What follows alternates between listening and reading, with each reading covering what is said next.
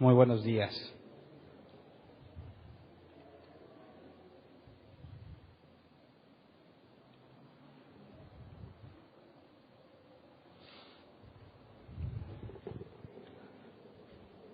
Acompáñenme a Romanos 2:10. Primero les pido una disculpa. Se murió mi tablet, entré en pánico, intercedí por ella y revivió. Así que se siente muy feo tener toda la información lista y luego pasen cosas así. Espero que siga sobreviviendo mi tablet, o mínimo que falle con anticipación, ¿verdad? Vamos a entrar a analizar el tema de toda la carta a los romanos. Y si leemos Romanos 2:10, dice: así está escrito, no hay un solo justo, ni siquiera uno. Y el tema se llama Nadie es justo, partiendo de este pasaje. Entonces, recién vamos a entrar a la carta a los romanos y vamos a ver pequeña introducción sobre qué onda con esta carta, pero el día de hoy vamos a ver uno de los temas fundamentales del cristianismo bíblico. Es un tema que es súper, mega, ultra fundamental para toda la doctrina bíblica y tiene que ver con toda la Escritura, desde Génesis hasta Apocalipsis. Si entendemos el punto que vamos a analizar hoy, y me comprometo a hacer mi mejor esfuerzo por explicarlo de la forma más simple y clara, porque es un tema complejo, un tema que ha sido disputado por siglos en la iglesia cristiana, incluso desde antes del cristianismo, un tema complejo, un tema profundo, que hay muchas variantes, muchas vertientes, muchas hipótesis, pero de todas las que yo, en mi particular experiencia personal, de todas las que yo he podido analizar, esta es la que encuentro con mayor base bíblica y la que a mí en lo personal me trae paz, no es cierto, me trae confianza en que estoy basándome en las Escrituras, con pasajes de la Escritura, para interpretar la Escritura de forma correcta. Entonces, yo reconozco que hay muchísimas teorías con nombres raros: molinismo, calvinismo, arminianismo, muchas otras que tratan o parten del tema que vamos a ver hoy para tratar de explicar el Evangelio, la fe, la salvación, santificación, justificación y muchos otros temas que atañen más hacia la teología. Entonces, mi enfoque es verlo de una forma práctica y no tanto de una forma teológica, en el sentido de usar tecnicismos o palabras que quizás alguien con entrenamiento teológico identifique fácilmente. Yo no soy teólogo estudiado, todos somos teólogos, ¿verdad? Que todos estudiamos de Dios. No tengo preparación formal y desde mi punto de vista yo no necesito todos estos tecnicismos para tratar de compartirles un tema de manera que podamos entenderlo. Entonces, partiendo de que yo no tengo una formación formal en cuanto a toda la doctrina con sus términos en latín y todo ese tipo de cosas, creo yo que eso me impulsa o me orilla a tratar de traducir todos esos términos en una forma más legible y entendible.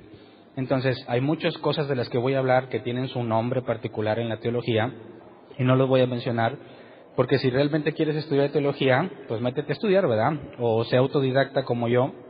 Hay muchos recursos en internet donde los puedes leer y el enfoque es hacerlo lo más entendible posible. Pablo decía: prefiero decir una palabra que me entiendas que muchísimas otras que se oyen bien chidas. Eso ya es de mi cosecha, ¿verdad? Muchas que se oyen muy chidas, elegantes, pero que no necesariamente las vamos a entender todos. Entonces, empecemos con una breve introducción a la carta a los romanos para entender cuál es el contexto cultural y cuál es el objetivo de la carta. Bueno, el autor es indudablemente Pablo. Y en cuanto a la fecha y el lugar, se estima o se cree que se escribió en Corinto por las personas que llevan la carta o las versiones que menciona Pablo en el capítulo 16, y fue al final del tercer viaje de misionero de Pablo, o el viaje de Pablo, y aclara que es justo antes de ir a Jerusalén a entregar toda la colecta con la cual han pasado por todas las iglesias juntando para llevarla a la gente que tenía la necesidad en Jerusalén. Al final de su tercer viaje escribe la carta y dejan claro que no, cuando él escribió, no había ido a Roma, no conocía a los de Roma, tenía ganas de ir, pero no había podido. Entonces, gracias a que no fue, tenemos nosotros esta carta. Si Pablo hubiese ido y personalmente les hubiera explicado todo eso, muy probablemente no tendríamos este resumen que encontramos en la carta a los romanos. Así que el hecho de que Pablo no haya ido a Roma nos beneficia, porque escribió todo este asunto de doctrina, porque la iglesia en Roma estaba formada por judíos y gentiles, cristianos judíos provenientes del judaísmo y cristianos gentiles que no tienen ni idea del judaísmo. Y el objetivo de la carta no es ninguna corrección ni regaño, sino proporcionar doctrina, las bases del Evangelio. La iglesia que estaba creciendo en Roma, Pablo quiere asegurarse que reciban instrucción correcta desde la perspectiva de los judíos para que entiendan el Evangelio y desde la perspectiva de los gentiles para que comprendan el Evangelio y para que entre ellos puedan vivir en paz. ¿Se acuerdan del Concilio de Jerusalén y todo eso y las dificultades entre judíos y gentiles? Entonces se estima que se escribió en el 56 después de Cristo y el objetivo principal es la doctrina, enseñar cosas. Nos habla de la condenación, justificación, predestinación, santificación y restauración. Estos términos, aunque dije que no los voy a estar mencionando, los vamos a ver a profundidad porque de eso se trata la carta a los romanos. Entonces, Pablo, por medio de la carta, pone las bases para explicar qué es el Evangelio. Y la primer base que pone tiene que ver con los seres humanos, con la responsabilidad de nosotros como seres humanos y la posición o la actitud de Dios con respecto a esa responsabilidad. Entonces, vayamos a Romanos 1, 16 al 17, para empezar a poner bases y señalar pasajes claves para meternos en el problema que les mencioné el domingo pasado.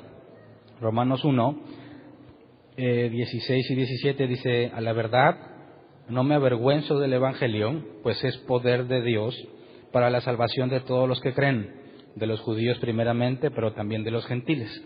De hecho, en el Evangelio se revela la justicia que proviene de Dios, la cual es por fe de principio a fin, tal como está escrito: el justo vivirá por la fe. Ok, no vamos a ver el tema de la fe hoy, pero en la parte del versículo 16 dice que el Evangelio es poder de Dios. Pregúntale a un cristiano qué es eso y te va a decir un montón de cosas excepto lo que la Biblia dice. Dice, el Evangelio es poder de Dios. ¿Cómo entendemos eso? ¿Cuál poder?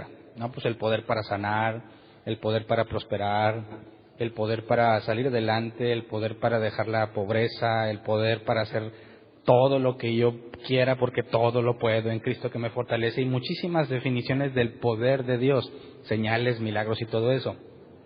Pero eso no es lo que está diciendo Pablo. Las palabras de Pablo son más simples, pero que apuntan directo al efecto del Evangelio sobre los hombres. La palabra poder es dunamis, que se traduce como capacidad para realizar, poder milagroso. Entonces, el Evangelio es poder de Dios, pero no de algo poderoso, sino es la capacidad de hacer que viene de parte de Dios. En eso consiste el Evangelio. Las buenas noticias no es que Dios te va a dar una mejor vida, ni que vas a tener una vida abundante. Las buenas noticias es que hay poder para hacer, capacidad para realizar algo de parte de Dios. ¿En qué consiste esa capacidad y por qué nos tiene que dar esa capacidad? Entonces, cuando tú le compartes a alguien el Evangelio, ¿de qué le hablas? Pablo parte, es capacidad para realizar a los judíos y a los gentiles. Entonces, ¿cómo explicas a una persona, que en este caso Pablo, no está explicándole a los incrédulos? Es un mensaje para la iglesia. Son personas que han experimentado en sí mismas, muy probablemente el Espíritu Santo, han experimentado en sí mismas un cambio, han visto que son nuevas criaturas y tienen que poner en orden todas las cosas que han vivido y las enseñanzas que han escuchado a la luz de lo que se llama la doctrina apostólica, lo que los apóstoles, tanto de Jerusalén, los 12, como Pablo, enseñaban tanto a judíos como gentiles. Entonces quisiera que guardes aquí esta palabra dunamis, que define al Evangelio como la capacidad para realizar, porque nos va a ser muy útil. Luego, versículo 18, primer punto, primer cosa que Pablo hace referencia para explicar el Evangelio. Dice, ciertamente la ira de Dios viene revelándose desde el cielo contra toda impiedad e injusticia de los seres humanos que con su maldad obstruyen la verdad. Entonces, Pablo escoge, de hecho creo que es la mejor forma de hacerlo, bíblicamente hablando, primero decirte que Dios está enojado con los hombres. La ira de Dios desde el cielo contra todo ser humano.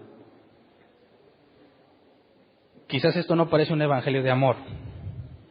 Y cuando tú le hablas de esto a alguien, muchas veces te tachan de legalista. O se convierte en que,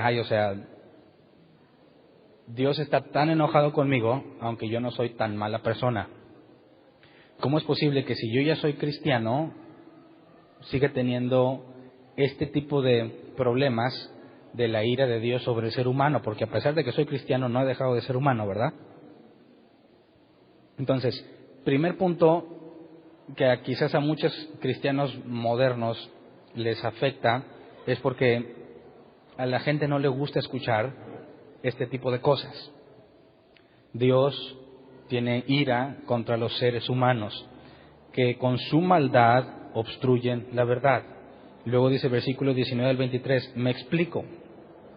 Lo que se puede conocer acerca de Dios es evidente para ellos, pues Él mismo se lo ha revelado.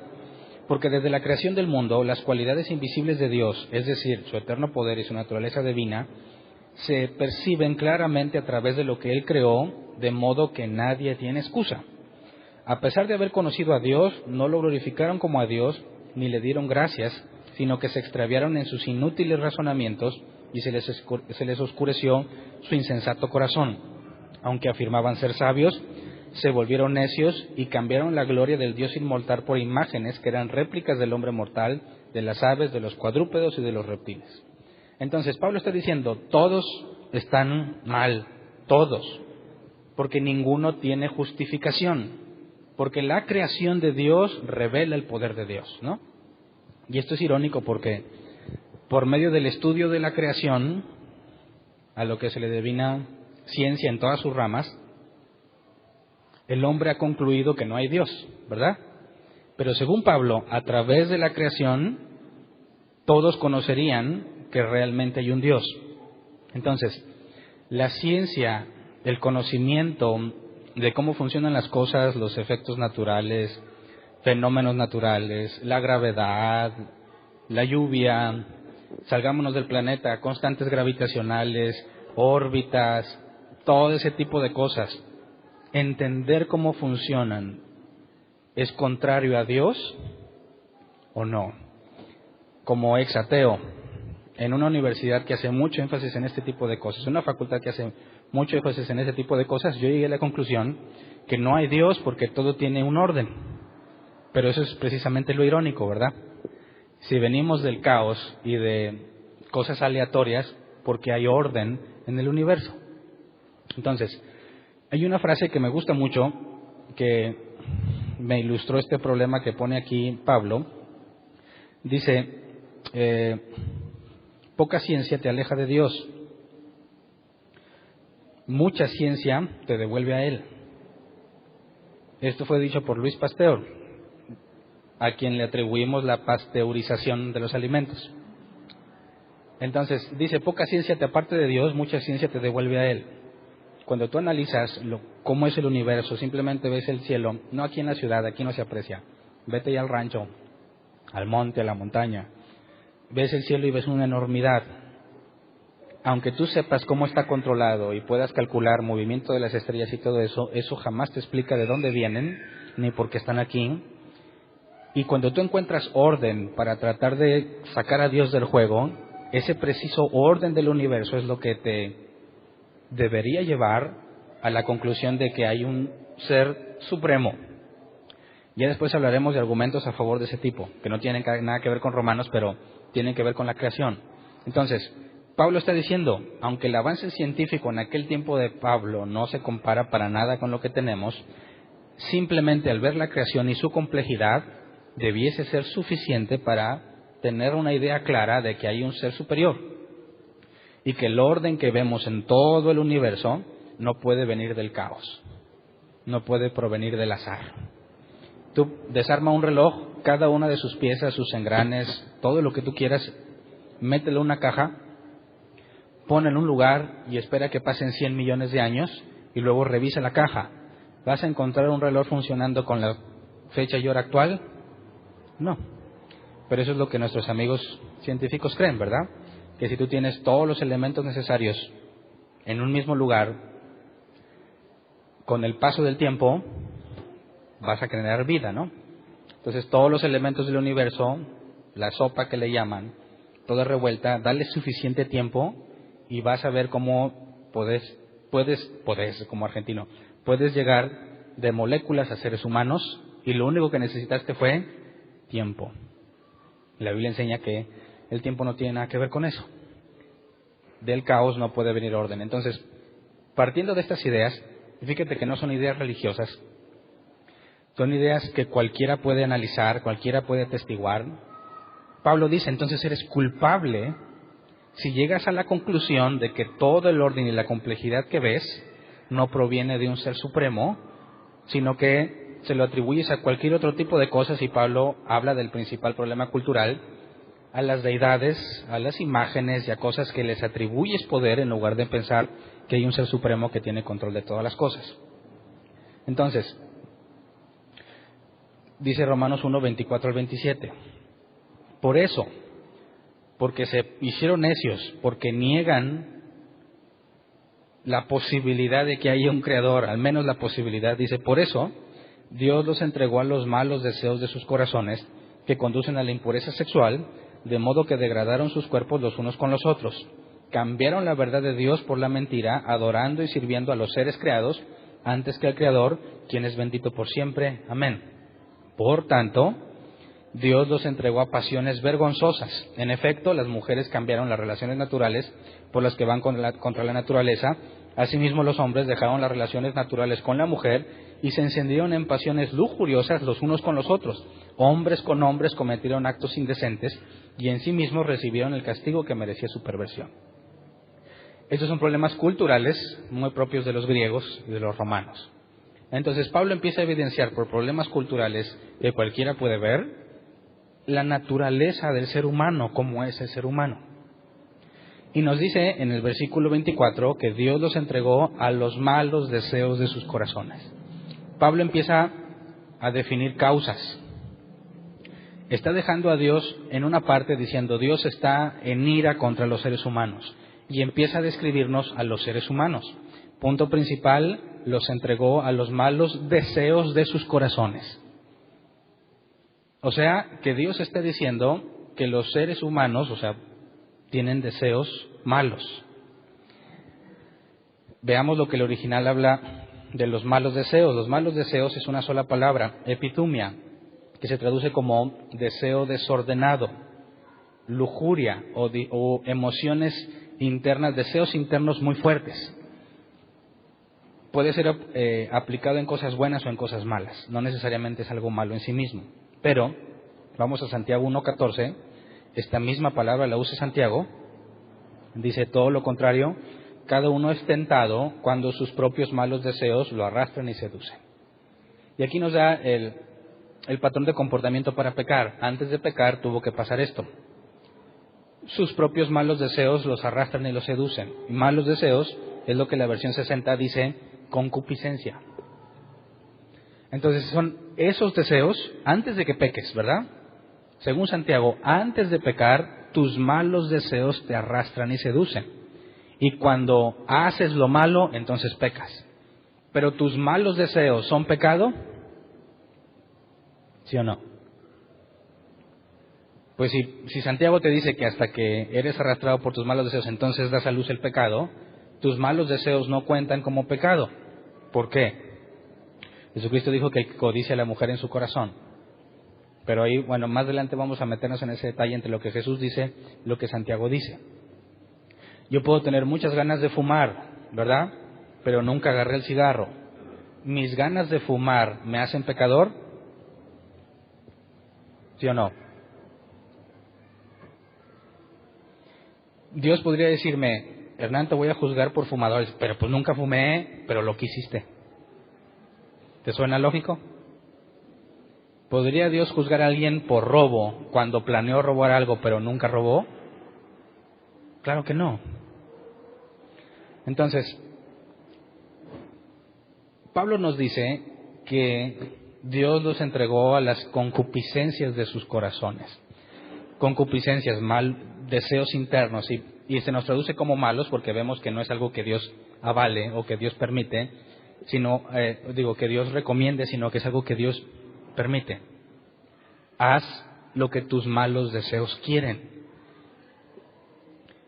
Pero la palabra corazón es escardia, corazón, mente, carácter, voluntad, hombre interior. Pablo nos está diciendo que interiormente tienes estos malos deseos, ¿ok? Vamos poniendo las bases, ¿ok? Dios está enojado con los hombres. Los hombres en su interior tienen estos deseos fuertes, muy intensos, que pueden ser malos o buenos. Pero desde esta perspectiva, estos deseos te llevan a cosas completamente desagradables. Y por eso enlistaba lo que las mujeres hacen actos contra su naturaleza, porque el bestialismo era común en esa época. Bestialismo es relaciones sexuales entre mujeres y animales. Y habla sobre el homosexualismo, hombres con hombres, cosa que para los griegos era muy común y que parece que a nuestra sociedad actual también se le está haciendo muy común. Entonces Pablo dice, ¿de dónde vienen esas cosas? De adentro del hombre. Por eso Jesús dijo que nada de lo que viene de afuera te contamina, sino lo que sale de ti. Entonces Pablo está diciendo que dentro del ser humano tiene una especie de deseos, ¿verdad? Luego, vamos a versículo 28 al 31, Romanos 1, 28 al 31. Dice, además, como estimaron que no valía la pena tomar en cuenta el conocimiento de Dios, Él a su vez los entregó a la depravación mental, para que hicieran lo que no debían hacer. Se han llenado de toda clase de maldad, perversidad, avaricia y depravación. Están repletos de envidia, homicidios, disensiones, engaño y malicia. Son chismosos. Pausa. ¿Por qué incluye chismoso en la lista de todas estas cosas tan feas? ¿Se puede ser chismoso en Facebook o nomás en persona? ¿Lo que escribes cuenta como mentira o nomás lo que dices? Aguas con las redes sociales, ¿verdad? Son chismosos, calumniadores, enemigos de Dios, insolentes, soberbios y arrogantes. Se ingenian maldades, se rebelan contra sus padres, son insensatos, desleales, insensibles, despiadados. Ahora, cuando tú ves esta lista, ¿te identificas? O dices, esos son los pecadores de afuera. Díselo a un pecador de afuera y tampoco se va a identificar, ¿verdad? Va a decir, no, esos son aquellos los que ya se emborrachan. Díselo al borracho y tampoco se va a identificar. Díselo a los que se drogan. Te vas con el drogadicto y tampoco el drogadicto va a decir, todo es culpa de los demás. ¿Verdad? Entonces, ¿a quién le cae el saco? Por eso muchos piensan que predicar el Evangelio de esta forma es un fracaso, porque nadie se identifica, ¿verdad? Nadie dice, no, pues es cierto, yo soy todo eso que dice yo soy. No es cierto. Todos nos vemos mucho más santos de lo que somos. Todos tenemos un concepto muy alto de nosotros mismos. Y a los demás sí los podemos culpar. Entonces, fíjate la opción que está escogiendo Pablo, que muchas iglesias actuales descartan completamente, porque piensan que la gente no se va a identificar y que nunca va a ser relevante este mensaje. Si tú quieres que la gente venga a la iglesia, no les digas eso. ¿Quieres venir a la iglesia? Bueno, lo primero que tienes que entender es que eres calumniador, enemigo de Dios, insolente, soberbio, arrogante, ingenias maldades, te rebelas contra tus padres, eres insensato, desleal, insensible y despiadado. ¿Quién dice yo quiero ir a ese lugar? A nadie le agrada. Por eso el Evangelio es locura. Pero esto es lo importante. Segunda cosa que Pablo dice sobre los seres humanos.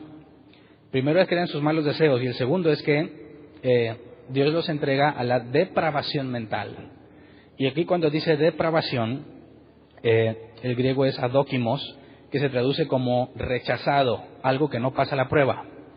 Y la palabra mental, o sea, depravación mental, la palabra mental es nous, que se traduce como entendimiento, razonamiento o intelecto. Entonces, el razonamiento del hombre es depravado porque es rechazado por Dios o no pasa la prueba que Dios pone. Sus malos deseos y su razonamiento que Dios rechaza.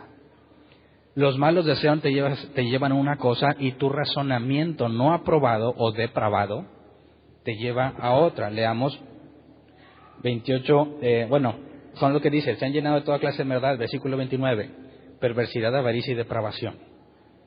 Fíjate cómo estos, maldad, perversidad, avaricia y depravación, es una explicación un tanto distinta de hombres con hombres y mujeres con cosas contra naturaleza. Fíjate cómo en la relación sexual se maneja un mal deseo interno y en la depravación mental se menciona de forma más general las cosas que haces. Entonces, estás depravado mentalmente, es decir, tu forma de razonar no la aprueba Dios. Podrás tener razonamientos en cierta forma muy lógicos o aparentemente muy buenos, pero el razonamiento natural del humano no es aprobado por Dios. Entonces tenemos dos cosas, tus malos deseos y tu razonamiento depravado. Ahora contrastemos. Vamos a Romanos 12:2. Dice, no se amolden al mundo actual, sino sean transformados mediante la renovación de su mente. Así podrán comprobar cuál es la voluntad de Dios, buena, agradable y perfecta. Y aquí la palabra mente es nous. Entonces, tu manera de pensar, de razonar, según Pablo, es transformada y no es la del mundo actual. Tú piensas de una forma diferente si es que Dios te ha renovado. Pero si Dios no te ha renovado, tienes una mente no regenerada, una mente depravada, que te lleva a toda la cosa, que no es una lista exhaustiva, ¿verdad? Pero te lleva a caer en cualquiera de las categorías de esa lista, no nada más en una, en muchas. Entonces, vamos ahora a Romanos 1:32. Dice, saben bien que, según el justo decreto de Dios, quienes practican tales cosas merecen la muerte. Sin embargo, no solo siguen practicándolas, sino que incluso aprueban a quienes las practican. Este pasaje le quita la inocencia al ser humano que hace todas esas cosas. Porque hacen cosas que son malas, pero la pregunta sería, ¿saben que son malas o no? ¿El ser humano sabe que está haciendo daño o no lo sabe? Sea creyente o no sea creyente. ¿Sabes o no sabes? Muchos dicen, bueno, eso es relativo. Depende. Porque, siempre digo que nuestros amigos ateos y eso, pero a los musulmanes no les voy a llamar amigos en esta ocasión. Los musulmanes que violan mujeres porque su Corán o Qumran en inglés, su Corán les dice que Alá se los permite en determinadas circunstancias, ellos no lo ven como algo malo. Ellos piensan que es aprobado por su Dios. Dicen que es el mismo que el cristianismo. Definitivamente no. El hecho de que ellos tengan el Viejo Testamento no significa que tengan el mismo Dios. Alá no es el Dios de la Biblia. Y después, si quieres, entramos en debate en eso. Pero es muy fácil demostrar que no es por el propio Corán. El propio Corán nos da la respuesta. Pero bueno, lo veremos en otro tema. Ellos de alguna forma llegan a la conclusión de que violar es permitido bajo ciertas circunstancias. Y cuando nosotros de acá de este lado del mundo vemos lo que ellos hacen, dicen es realmente malo. Pero hay un punto en el que todo ser humano sepa que lo que hace es malo. ¿Robar es malo? ¿Basado en qué? ¿Robin Hood era una persona mala o buena? ¿Quiénes admiraban o admiran a Robin Hood? Dice, le roba a los ricos para dar a los pobres. A ojos de Dios, ¿Dios está contento con Robin Hood o no? Dices, ¿por qué no? Pues porque roba, pero se lo da a los pobres. ¿Es Robin Hood un ratero o un héroe? Fíjate cómo la relatividad o el relativismo de estas cosas nos parece meternos en problemas a los creyentes, porque parece que el fin justifica los medios. Y muchos cristianos lamentablemente hacen eso, engañan a las personas buscando el bien de tenerlos en la iglesia. Les prometen cosas que no son bíblicas con el objetivo de traerlos a la iglesia. Y dicen, bueno, pero les estoy haciendo un bien, pero eso no te quita lo mentiroso, ¿verdad? Y no hay forma de que por medio del pecado hagamos la voluntad de Dios. Así que si tú tratas de traer a la gente con buena intención, pero les mientes, les engañas o no les cuentas toda la verdad con tal de traerlos, sigue siendo un mentiroso. Y no es aprobado a los ojos de Dios por más buena intención que hayas tenido. Entonces, cuando viene Romanos 1:32, nos dice Pablo que el ser humano sabe que está haciendo algo malo. Y ahorita vamos a ver o nos meteremos más en ese tema. Entonces, Pablo está poniendo a los seres humanos en un problema muy crítico, según Pablo. Tienes malos deseos, tu forma de pensar es depravada y no eres inocente. ¿Entiendes por qué está enojado Dios? Si lo que Pablo dice es cierto, puedo entender por qué está enojado Dios, porque hay ira de Dios contra la humanidad. Si todos los humanos hacen esto, Dios estaría muy enojado, ¿verdad? Luego, Romanos 2:4-13. Dice, ¿no ves que desprecias las riquezas de la bondad de Dios, de su tolerancia y de su paciencia, al no reconocer que su bondad quiere llevarte al arrepentimiento? Dice, pero por tu obstinación y por tu corazón empedernido sigues acumulando castigo contra ti mismo para el día de la ira, cuando Dios revele su justo juicio. Pablo está diciendo, cuando tú le hablas a alguien de Dios y te dice no, ¿qué es lo que está haciendo? Está acumulando castigo. ¿Por qué acumula castigo? Pues porque sigues haciendo lo malo. Y para cada acción mala hay una consecuencia y hay una condenación, porque hay que hacer justicia. Cuando tú haces algo malo, no nada más te dañas a ti mismo, ¿verdad que no? Dañas a los que están alrededor de ti. Aun cuando los padres dicen, lo mejor es que nos separemos, ¿verdad? Esto del matrimonio no funciona. Pueden acordarlo de una manera muy civilizada, pero ¿dañan a los hijos? ¿Es justo que los hijos sufran eso porque los padres no tienen la capacidad para arreglar sus problemas? ¿Merece una acción contra los padres que deciden separarse para hacerle justicia a los hijos? Las cosas que hacemos no solamente tienen la capacidad de dañarnos a nosotros mismos, sino de dañar a inocentes que están alrededor nuestro. Y si tú haces injusticia a un inocente, ¿Dios no hará justicia contigo? Entonces, ¿cómo es que vas acumulando castigo cada que desprecias la gracia de Dios? Pues porque sigues haciendo cosas que ameritan que Dios haga justicia. Sigues dañando y dañando y dañando y todos los días generas daño a alguien, ¿verdad? Hasta en las cosas más insignificantes dañas a otras personas. Entonces dice, versículo 6, porque Dios pagará a cada uno según lo que merezcan sus obras. Él dará vida eterna a los que perseverando en las buenas obras buscan gloria, honor e inmortalidad. Pero los que por egoísmo rechazan la verdad para aferrarse a la maldad, recibirán el gran castigo de Dios. Habrá sufrimiento y angustia para todos los que hacen el mal, los judíos primeramente y también los gentiles. Pero gloria, honor y paz para todos los que hacen el bien, los judíos primeramente y también los gentiles, porque con Dios no hay favoritismos. Todos los que han pecado sin conocer la ley, también perecerán sin la ley. Y todos los que han pecado conociendo la ley, por la ley serán juzgados, porque Dios no considera justos a los que oyen la ley, sino a los que la cumplen. Y aquí Pablo nos pone otro tema. También están igual de emproblemados los judíos, ¿verdad? A pesar de la ley de Moisés, a pesar de la circuncisión y del pacto que tenían con Dios. Entonces Pablo estaba agarrando un tema muy genérico con todos los seres humanos y luego le tira directo a los judíos, ¿verdad? Quizás el judío estaba, sí, esos, ándele todos esos mal, pero yo tengo la ley. Y luego Pablo le dice, y el judío también. Y dices, pero ¿por qué el judío también si tiene la ley? Dios le dio la ley, ¿verdad? Puede recibir perdón por medio de los sacrificios. ¿Por qué estaría en la misma condición que todos los demás?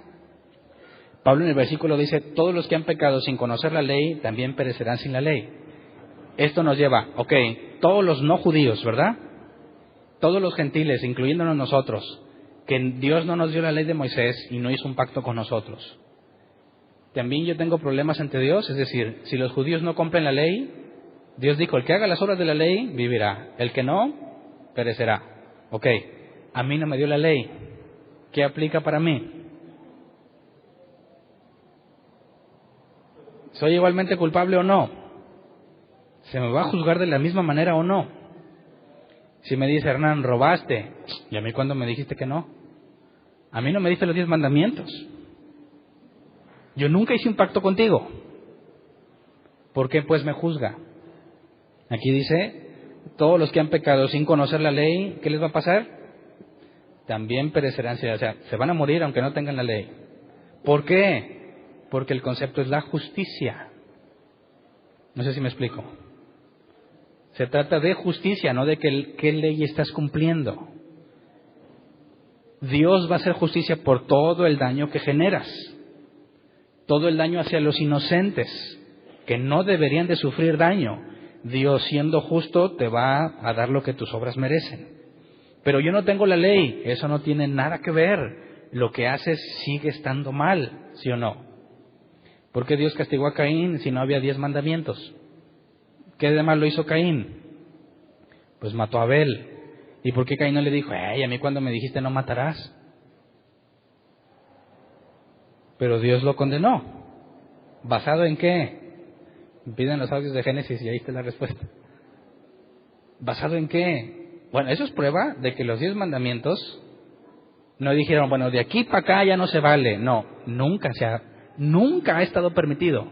Nunca desde el origen de la creación. ¿Para qué sirve la ley entonces? Pablo va a responder ese tema.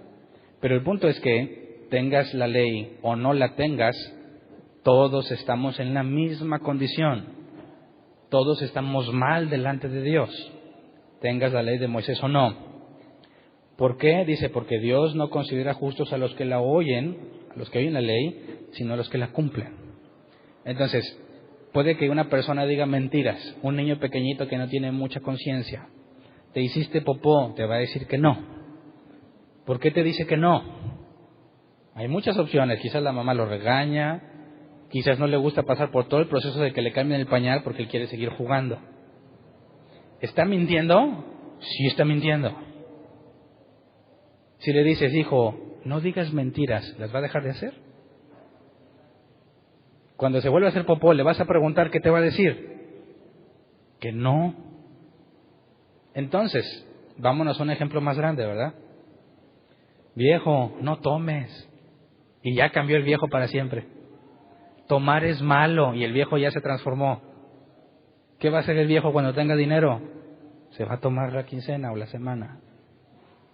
Cuando Dios dice, no maten, la gente dijo, bueno, de haber sabido, ahora todo tiene sentido y ya nadie mató. Claro que no. Siguen matando, siguen haciendo todas esas cosas que no debieras de hacer. Así que el hecho de que Dios te haya escrito la ley, eso no significa que eres inocente por haber conocido la ley, porque sigues haciendo lo que la ley prohíbe. ¿Me explico? Ahí está el problema. Nuestros amigos ateos llegan a la iglesia y dicen, yo veo puro hipócrita. Dicen, pues, ¿qué esperabas? ¿Qué esperabas?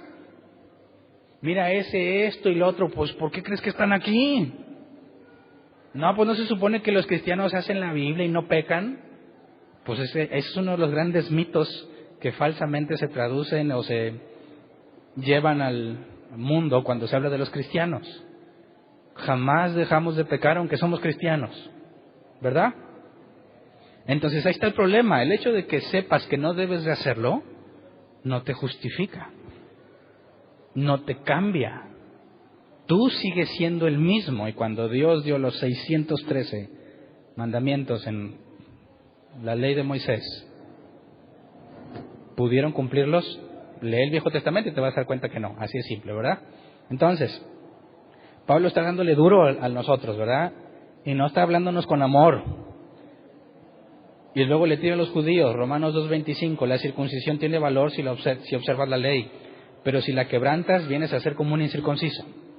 En aquel tiempo decían, pero yo tengo la circuncisión. Bueno, yo esperaría que no robes, no mates ni nada de eso. ¿Lo sigues haciendo? Entonces, ¿para qué te sirvió la circuncisión? ¿Verdad? Para nada. Y ahí viene la ironía de los judíos. Defienden la ley a capa y espada, pero no la cumplen. ¿Para qué la quieren si no la cumplen? Romanos 2, 28 al 29. Lo exterior no hace a nadie judío, ni consiste la circuncisión en una señal en el cuerpo. El verdadero judío lo es interiormente, y la circuncisión es la del corazón, la que realiza el espíritu, no el mandamiento escrito. El que es judío así, lo alaba a Dios y no a la gente. Así que les pega también es orgullo. Yo tengo la circuncisión, pues eso qué, la que cuenta es la de adentro, del hombre, la del interior. Y fíjate cómo empieza ahora a señalar lo que ya nos había dicho, los malos deseos. ¿Me explico? Estoy poniendo la base para meternos en el problema que quiero enfrentar. Pablo está hablando muy mal de nosotros, ¿y qué vamos a decir al respecto? ¿Y cómo nos defendemos de Pablo? Porque todo ser humano en su sano juicio no acepta acusación, ¿verdad que no? Romanos 3, 10 al 18, Pablo nos da un resumen de todo lo que ha dicho. Así está escrito, no hay un solo justo, ni siquiera uno. ¿Qué me dices de Moisés? Tampoco. Abraham, tampoco. Abel, tampoco. No hay un solo justo, ni siquiera uno. No hay nadie que entienda, nadie que busque a Dios. Todos se han descarriado, aún se han corrompido. No hay nadie que haga lo bueno, no hay uno solo. Su garganta es un sepulcro abierto. Con su lengua profieren engaños, veneno de víbora hay en sus labios. Llena está su boca de maldiciones y de amargura. Veloces son sus pies para ir a derramar sangre. Dejan ruina y miseria en sus caminos y no conocen la senda de la paz. No hay temor de Dios delante de sus ojos. ¿Quiénes son estos? Todos los seres humanos. Esto va en contra del humanismo. Nuestros amigos ateos dicen, yo no necesito moral y que venga Dios a darme los mandamientos. Yo puedo convivir bien con todos y podemos tener una sociedad en paz. ¿Para qué necesitamos que Dios nos venga a decir qué es bueno y qué es malo? Y yo estuve viendo un video donde un expositor, Ravi Zacarías, no sé quién lo conozca, mundialmente conocido por apologista, expone un tema y deja que entre toda la multitud le hagan las preguntas que quieran sobre el tema que quiera. Y le preguntaron, bueno, ¿yo para qué necesito que Dios me diga qué es bueno y qué es malo? ¿O por qué tengo que tener un Dios que defina lo bueno y lo malo? Si pues yo no le voy a hacer daño a nadie, o sea, yo puedo vivir en paz con todos y podemos tener una sociedad donde todos vivamos en paz. Y él le preguntó, ¿en la noche cuando te vas a dormir, cierras la puerta con llave? Y él dijo, sí. ¿Por qué? Si podemos tener una sociedad donde todos buscamos el bien común sin necesidad de reglas, como él propone, ¿por qué cierras con candado la puerta en la noche? ¿Por qué hay robos, homicidios, violaciones, asesinatos? Si supuestamente todo el ser humano quiere vivir en paz con sus semejantes. El humanismo no funciona con lo que la Biblia enseña, no son compatibles para nada. Y el problema es que hay cristianos humanistas. Cristianos que dicen, mira, tú no necesitas cambiar, tú eres buena persona, el problema es el diablo. Y cuando haces algo malo, ¿quién tuvo la culpa? Pues el diablo, alias el chanclas, ¿verdad? Entonces, yo quiero hacer el bien, pero el diablo no me deja. Porque en esencia, y eso se llama gnosticismo, en esencia, por dentro todos somos buenos, el problema es el cuerpo. Bueno, Pablo nos está diciendo todo lo contrario. Y si una persona oye que esa persona no es el problema, sino el diablo, ¿está esa persona entendiendo el Evangelio? No, porque de eso nos lleva a preguntas muy extrañas. Bueno, si todo el problema es el diablo, ¿por qué Dios, que es todopoderoso, pues no lo quita de una vez? ¿Verdad? O nuestros amigos que atan y desatan. ¿Quién ha atado al diablo alguna vez en su vida? Levante su mano. Nada más yo. Bueno, aquí hay otro que también lo ató. Otros 2 y 3. ¿Cómo fue que decidiste atar al diablo? ¿No era la solución a todos los males? Y dices, a ver, tienes un espíritu de lujuria, un espíritu de internet, un espíritu de Facebook y un espíritu de Twitter. ¿Quién los mandó? El diablo. Si yo me paso atando a esos espíritus, ¿cuándo voy a acabar? ¿Cómo le hago para que la gente sea libre y los espíritus ya no los molesten? Pues me voy al jefe de todos, ¿no? Ato al diablo y asunto arreglado. Mugre diablo, ya no vas a mandar a nadie. Y yo espero ver un cambio en la humanidad. Pero hay un desgraciado que va y lo desata. ¿Quién lo está desatando? Cuando yo lo até, alguien fue y lo desató. Y cuando ella lo ató, alguien fue y lo desató porque sigue haciendo estragos. Así que debemos hacer una reunión con todos los cristianos. Digan, por favor, nadie vaya a desatarlo. Lo atamos ahorita y nadie lo desate. Si realmente pudieras atarlo, verías un cambio en toda la humanidad si tu humanismo fuese cierto, si tú en esencia eres bueno. Pero si tú eres malo, el diablo no es el problema. ¿Verdad que no? Así que deberíamos dejar de hablar tanto del chanclas, del diablo y de su poder y de sus huestes y de dejar de treparse a los helicópteros y desde arriba echar toda la unción a toda la ciudad y entender que el problema no es él. Según Pablo, ¿cuántas veces ha mencionado el diablo? ¿En qué momento ha relacionado el diablo con la ira de Dios a los hombres? En ningún momento tiene que ver Satán con el problema del hombre. En ningún momento. Así que deja de estar peleándote con él, ¿verdad? ¿A quién es tu verdadero enemigo? Eres tú mismo. ¿Ok? Pero todavía no te doy mucha evidencia de eso, así que sigamos viendo. Pablo nos dio duro entonces, ¿verdad? No hay bueno ni uno, ni ahorita ni entre nosotros. No hay. El único que ha cumplido con todo lo que Dios exige sin pecado es Jesús. El único. Todos nosotros, seres humanos, descendientes de Adán, tenemos el mismo problema, todos. Entonces, Romanos 3:19 al 20 dice, ahora bien, sabemos que todo lo que dice la ley, lo dice a quienes están sujetos a ella, para que todo el mundo se calle la boca y quede convicto delante de Dios. O sea, ¿qué beneficio hay de que Dios haya dado la ley de Moisés con respecto a los que no les dio la ley de Moisés? ¿Qué beneficio tiene el judío teniendo la ley contra mí que no la tengo? Aquí dice, bueno, sabemos que lo que dice la ley lo dice a quienes están sujetos a ella. ¿Para qué? Para que todo el mundo se calle la boca y quede convicto a Dios. ¿Por qué? Pues cuando dice no robes, no mates y todo eso, no codicies lo de tu prójimo y todas esas cosas, ¿qué va a pasar cuando las trates de llevar a cabo? Te vas a dar cuenta que no puedes, ¿verdad? Así que la ley se las dio a ellos, ¿para qué? ¿Para que se salven? No, porque su problema sigue igual. Siguen siendo los mismos. Entonces, ¿les da la ley para qué?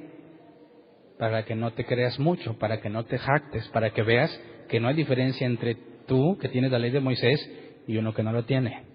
Sí, pero yo no robo y no mato. Sí, quizás no haces cosas tan evidentes como ellos, pero sigues pecando, ¿verdad?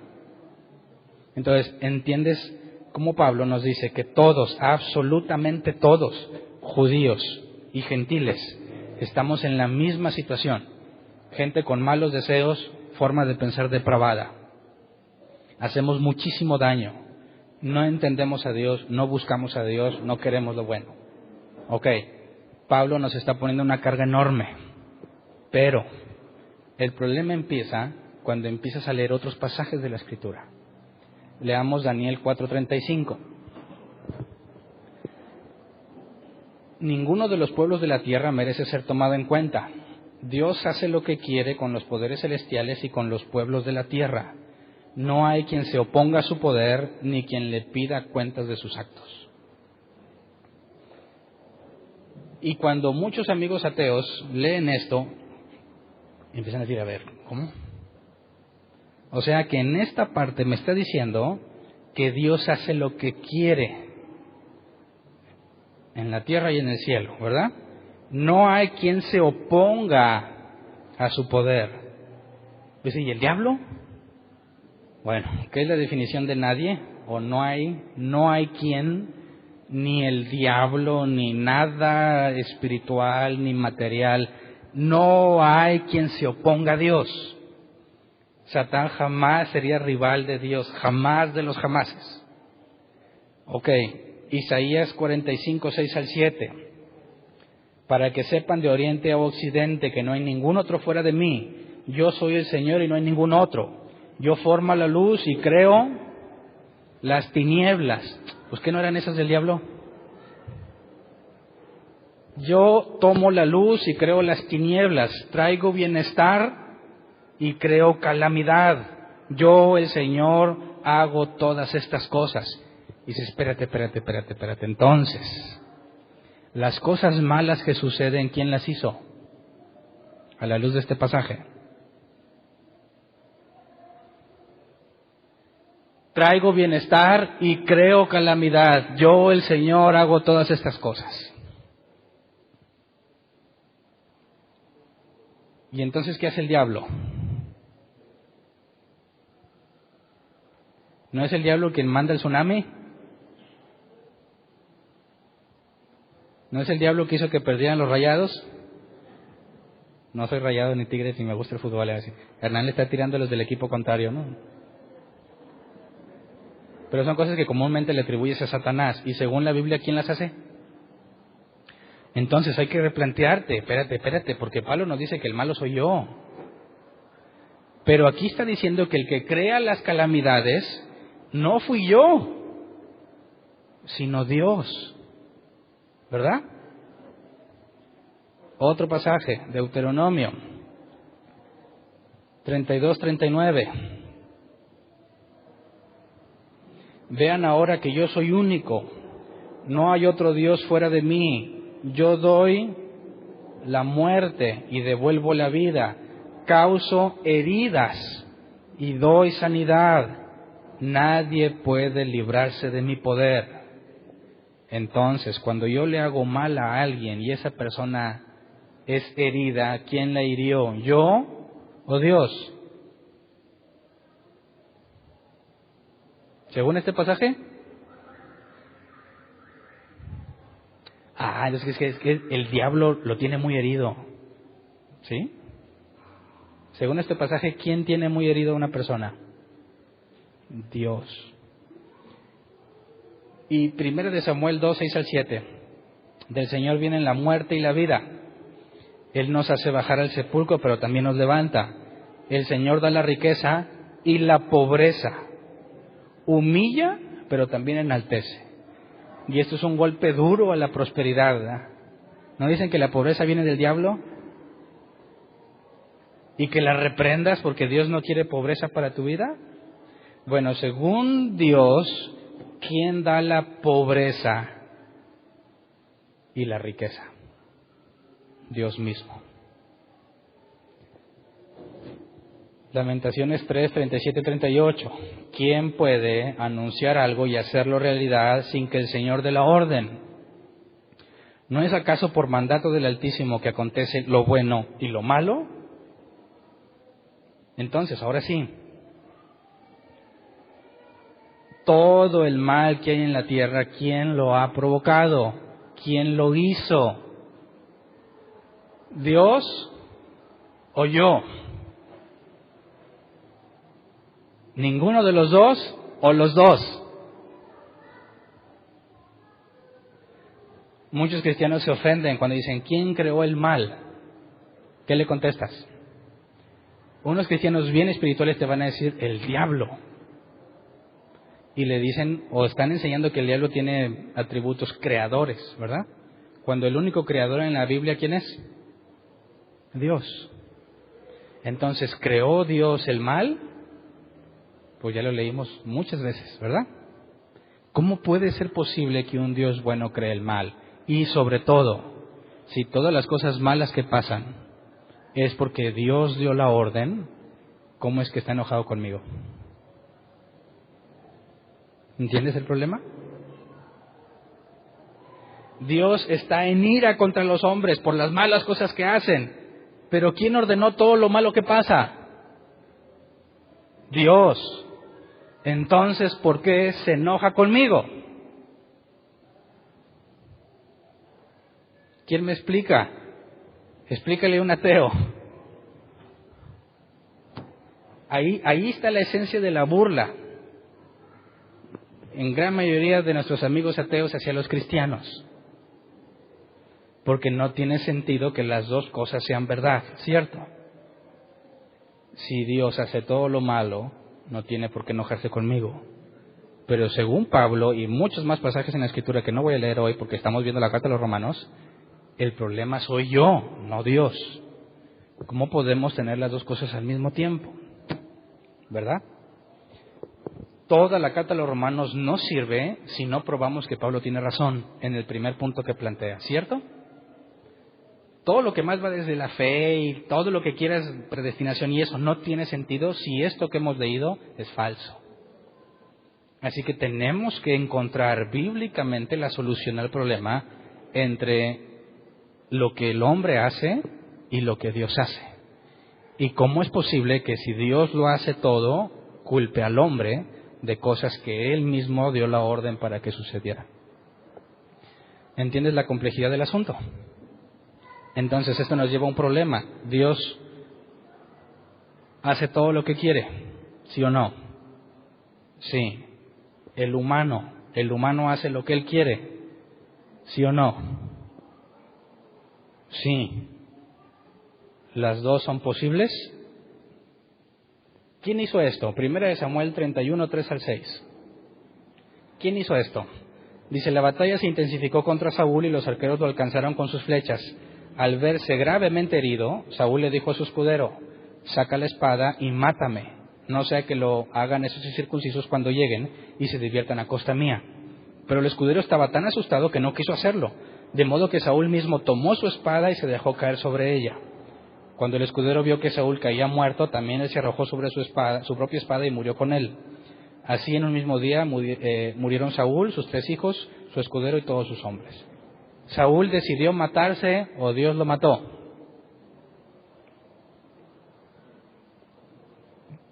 Cuando dice que Saúl le dijo, mátame, y no quiso, ¿qué hizo Saúl? Se dejó caer sobre su propia espada. Entonces, Saúl se mató porque así quiso. ¿Sí? Amén. Pero no dice que nada sucede sin que Dios lo permita. Entonces, ¿quién mató a Saúl? Dios. Entonces, Saúl al suicidarse, ¿se salva o se pierde? Pues no te puedes quitar la vida, pero ¿quién ordenó que eso pasara? Judas. Jesús dijo, este nació para perderse, ¿verdad? Entonces, ¿Judas está en el cielo o en el infierno? O ninguna de las dos. ¿Judas va a estar en la presencia de Dios o va a estar en el lago eterno, en el fuego eterno, lago de fuego eterno? Pues se suicidó. Sí, pero ¿no dijo Jesús que para eso había nacido? Y si para eso nació, ¿no cumplió su propósito en la vida? Y si cumplió su propósito en la vida, entonces ¿por qué nació para perderse? ¿Me explico? Ok. Entonces, resolvamos este pasaje, Romanos 2, 6 al 8. Porque Dios pagará a cada uno según lo que merezcan sus obras. Él dará vida eterna a los que perseverando en las buenas obras buscan gloria, honor e inmortalidad, pero los que por egoísmo rechazan la verdad para aferrarse a la maldad recibirán el gran castigo de Dios.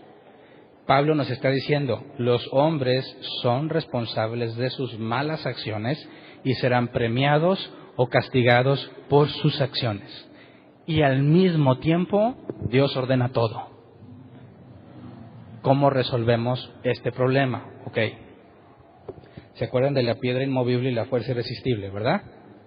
¿Alguien no escuchó eso? Levante su mano si alguien no escuchó el domingo pasado lo que dije sobre la piedra inmovible y la fuerza irresistible. Ok, lo voy a explicar brevemente. Tienes el problema de la voluntad de Dios y la voluntad del hombre. Dios hace lo que quiere o el hombre hace lo que quiere. Y te pongo el ejemplo de Judas al suicidarse o el ejemplo de Saúl al suicidarse. Decidieron quitarse la vida. o Dios lo decidió? ¿Quién está decidiendo? Si el hombre decide, Dios no lo puede acusar. ¿O sí? Sí, si el hombre decide, Dios dice, porque así lo decidiste, eres culpable, ¿verdad? Pero si el hombre no decide y Dios decide, ¿podría el hombre ¿podría Dios culpar al hombre? Pues no, porque el hombre no hizo lo que quiso, sino lo que Dios quiso. Si Dios hace todo lo que Él quiere, yo soy una víctima, ¿verdad? Si yo hago todo lo que quiero, no soy víctima. Alguien hace cientos de años puso este ejemplo. Tienes una fuerza irresistible y una piedra inmovible. La piedra no se mueve con nada, pero esta fuerza nadie la resiste, ¿verdad? Pones a la piedra inmovible y le traes a la fuerza irresistible. Con la fuerza irresistible tratas de mover la piedra.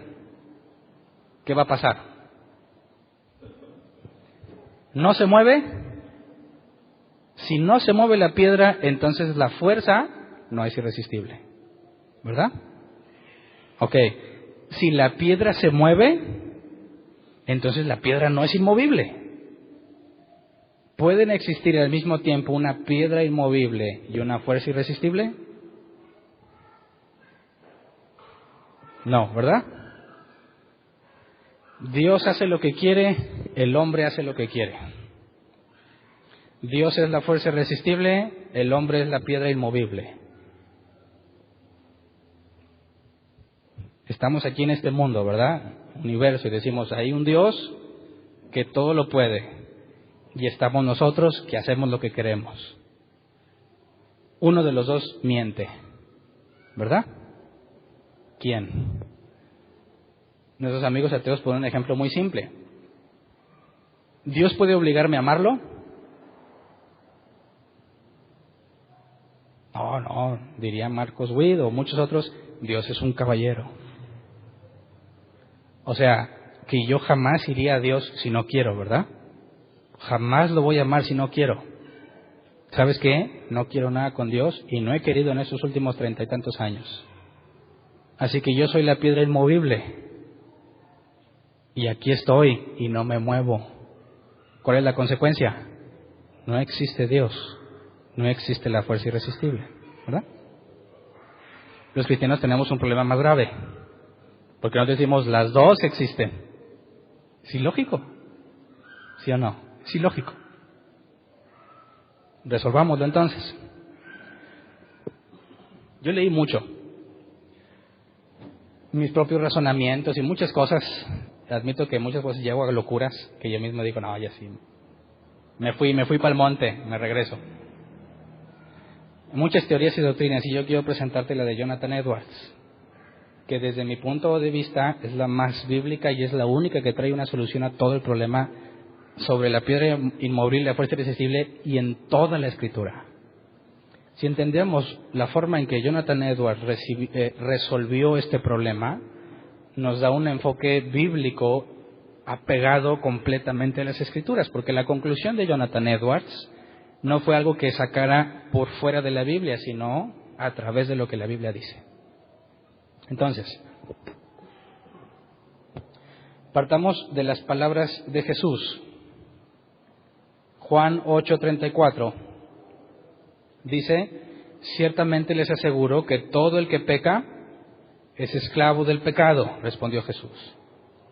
Y Juan 3:19, esta es la causa de la condenación, que la luz vino al mundo, pero la humanidad prefirió las tinieblas a la luz porque sus hechos eran perversos.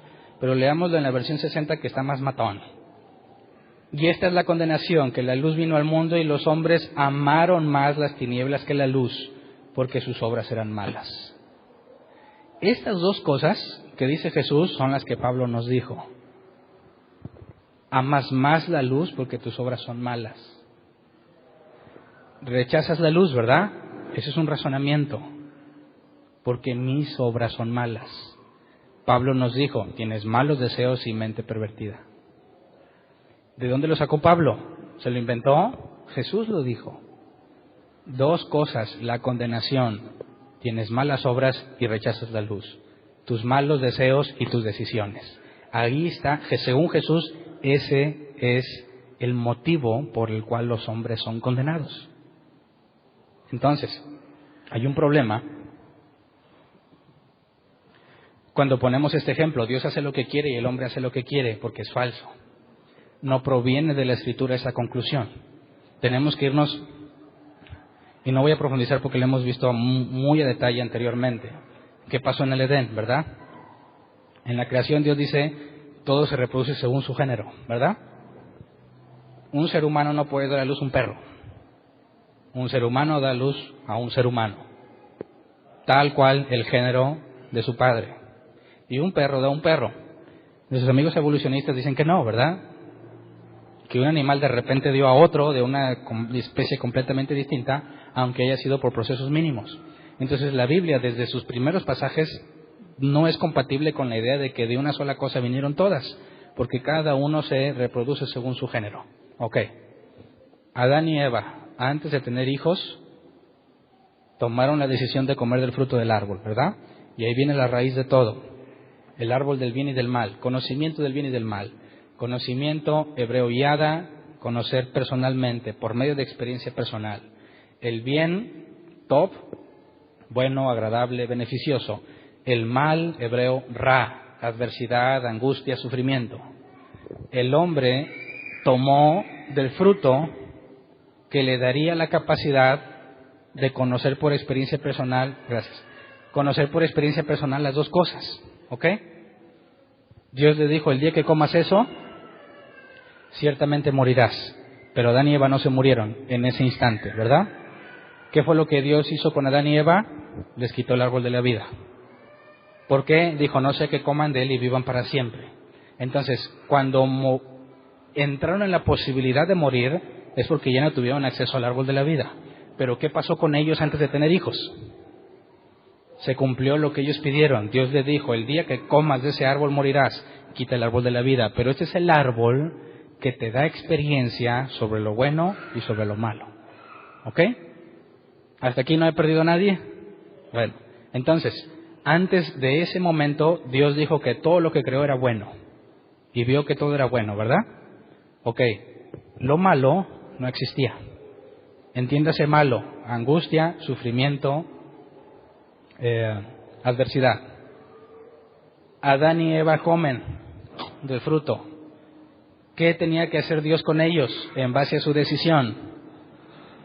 Dios le dijo a Adán, maldita es la tierra por tu culpa.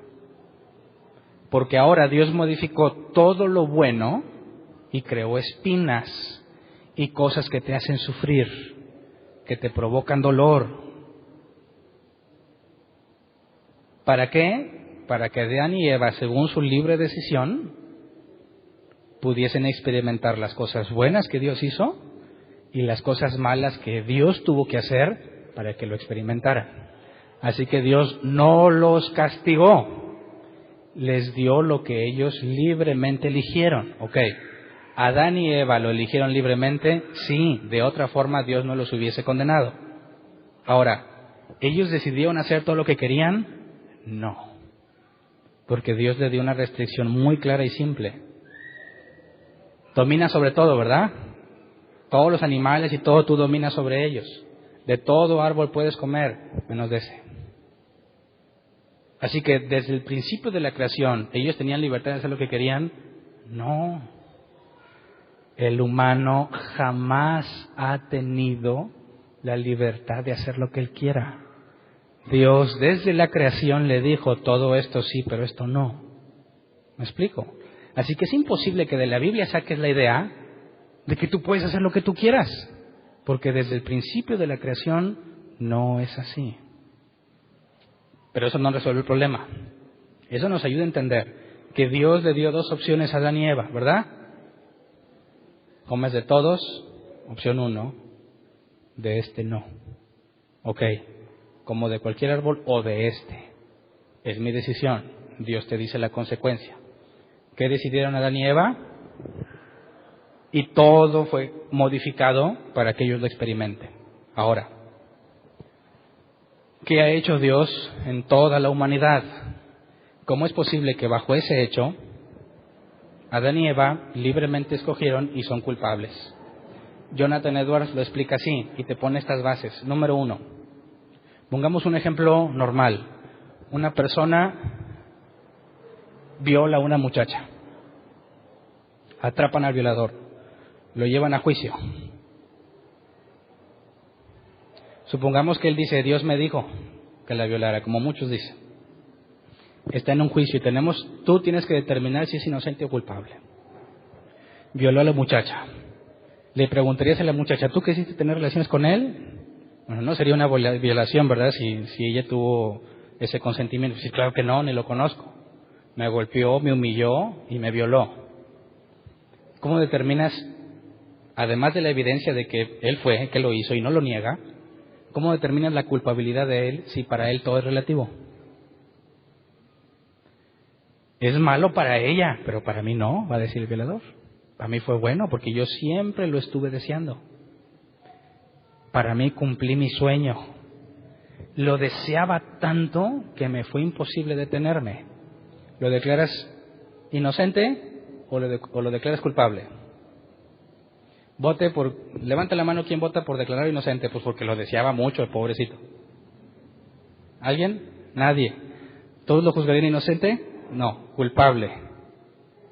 ¿Algún ateo, alguien que no crea en Dios, diría que es inocente? Bajo la simple evidencia de que lo deseaba tanto que no pudo contenerse y por eso la violó. Claro que no, ni siquiera en el esquema musulmán. Ok, ahora resolvemos cómo eso tiene que ver con la Escritura. Dice, bueno, este hombre pudo decidir no violarla. ¿Pudo hacerlo? O sea, ¿pudo decir, bueno, no la voy a violar aunque quiera mucho violarla? Claro, hay algo que se le llama capacidad natural. Capacidad natural es decir, quiero sentarme en una silla, algo físico. ¿Puedo decidir hacerlo? Pues claro, voy y me siento. Ok, estás sentado en la silla y te encadenan. No te puedes levantar, quieres levantarte y no puedes. A eso se le llama incapacidad natural. Yo quiero levantarme de la silla, ya no quiero estar sentado, pero hay algo físico que no me deja levantarme de la silla. Este violador era capaz naturalmente para no violar a la muchacha o era incapaz. ¿Había algo físico que evitara que no la violara? Que dijo él, pues no tuve de otra más que violarla. Yo no quería, pero pues me obligó. ¿Habría una condición que naturalmente, algo físico que lo obligue a violarla? Pues claro que no. Era capaz de no violarla, ¿cierto? Es naturalmente capaz de no violarla. Pero cambiemos otro aspecto. ¿Por qué Jesús dijo que el que hace pecado esclavo es del pecado? Jonathan Edwards saca otros dos temas, capacidad moral o incapacidad moral. ¿Qué es la capacidad moral? Ok, estoy haciendo dieta. Levanta la mano que esté haciendo la dieta. Te invito a unas donas con un chorro de chocolate y ponle arriba, no sé, algo que te guste. Totalmente gratis porque te la picho. ¿Eres moralmente capaz de decir que no? ¿O eres inmoralmente capaz y dices, pues es que no me puedo detener y te la comes? Claro que eres moralmente capaz. Y como quiera te la comes. Los que llevan la dieta, ¿verdad? Siéntanse culpables esos, los que dicen, sí. Cámbiale por hamburguesa, pizza, lo que quieras. Ok. Si una persona está en su casa y hay un incendio y lo tienen amarrado a la silla, el mismo que te platiqué hace rato, lo tienen amarrado a la silla. Hay unos niños que no pueden salir del incendio. Y él está amarrado a la silla y todo se está quemando. De alguna forma él se arrastra y sale de la casa, pero no pudo salvar a los niños. ¿Lo acusas por asesinato, ya que no salvó a los niños? Claro que no, era naturalmente incapaz de salvarlos. Pero alguien que vio que se estaba quemando y dijo, se está quemando la escalera, está la ventana. Se fija en la ventana, ve a los niños. Dice, no me voy a batallar mucho con los niños, lo siento niños, y se sale. ¿Lo acusas o no lo acusas? ¿Era moralmente capaz o incapaz? Era capaz, ¿verdad? Alguien incapaz de salvarlo moralmente, ¿quién sería? Alguien que no tiene sano juicio mental, ¿verdad? Físicamente podía salvarlo, sí, pero no puede, no entiende. ¿Lo acusarías? No. Fíjate que hay dos formas de ver lo que un ser humano hace. Físicamente hablando, la capacidad o incapacidad natural, y moralmente hablando, cosas que no tienen que ver con algo físico. Capaz moralmente o incapaz moralmente. Ahora, vámonos a nuestro amigo, no, ¿cuál amigo? Al violador. Al caso del violador. ¿Era incapaz naturalmente hablando y tuvo que violarla? Claro que no. ¿Era incapaz moralmente? Puedes hacerle un estudio y dices, no, hombre, este está bien cuerdo porque planeó todo. No fue como que iba y al azar, no. Él dijo que lo deseaba y que era su sueño hecho realidad. Mientras más fuerte ese deseo era, ¿es más culpable? Imagínate que tú eres el juez y tienes que juzgarlo a él. Y él te dice, bueno, pues es que lo deseé tanto, pero tanto, que me fue imposible abstenerme de violarla. ¿Lo dejas en libertad? Y te dice, bueno, lo deseé poquito. Así me llama, poquito. Y pues soy débil. La carne es débil, dice la Biblia. ¿Quién es más peligroso o quién es más culpable? Aunque ambos casos están mal, el que tuvo un deseo tan intenso o el que poquillo. ¿Quién está más enfermo? ¿Quién es más peligroso? ¿El que tuvo poquito o el que tuvo mucho? Ahora, ¿tiene sentido ver que quién es más peligroso? El que tuvo poquito, pues qué bárbaro, o sea, ni siquiera tenía muchas ganas y lo hizo, ¿verdad? Y el que tuvo mucho, dices, pues cuando se le antoje otra cosa mucho, lo va a hacer. Así que, ¿qué tan mucho o poco lo desees? ¿Te quita la inocencia o la culpabilidad? Claro que no. Entonces, cuando todo ser humano decide algo, imagínate que hiciste algo malo. Dios dice, no mates, mataste. Más simple, uno en el que todos nos podemos identificar, no mientas. No mientas, ok. ¿Eres incapaz naturalmente? Es que, hermano, algo toma el control de mi lengua y digo cosas que ningún juez se lo va a creer, ¿verdad? Entonces, ¿eres incapaz naturalmente? Claro que no. No te excuso. O sea, no tienes excusas, tú que mentiste. Ahora, moralmente, ¿eres capaz o incapaz? ¿Qué dijo Jesús? Todo el que hace pecado es esclavo del pecado. ¿Qué dijo después? Esta es la condenación. Los hombres prefirieron las tinieblas porque sus obras son malas. El ser humano descendiente de Adán es moralmente capaz o incapaz, según la Biblia. Levante la mano el que dice es capaz. O sea que tú puedes decidir no mentir, ¿verdad? Ok, 1, 2, 3, 4, 5. Todos los demás asumo que dices eres incapaz, ¿verdad? Levante la mano el que dice, levante la mano el que dice eres incapaz. Nadie, tienes que votar. Nomás votaron 5 valientes. Ok, analicemos las palabras de Jesús y de Pablo. Vas a mentir, ok. ¿Por qué? No el caso del niño de la popó, tú. Imagínate que, no sé, yo me río antes de contarlo, ¿verdad? Típico problema que ves en todas partes de las redes sociales y memes. está una muchacha, para tirarle a las mujeres, está una muchacha y va con su novio, pues, hay modesto, ¿verdad? Hay un peor es nada. Digo, de perdido para no andar sola, dice la muchacha. Pasa un peladote alto, rubio, bien dadote, y le hace ojitos a la muchacha que va con su peor es nada.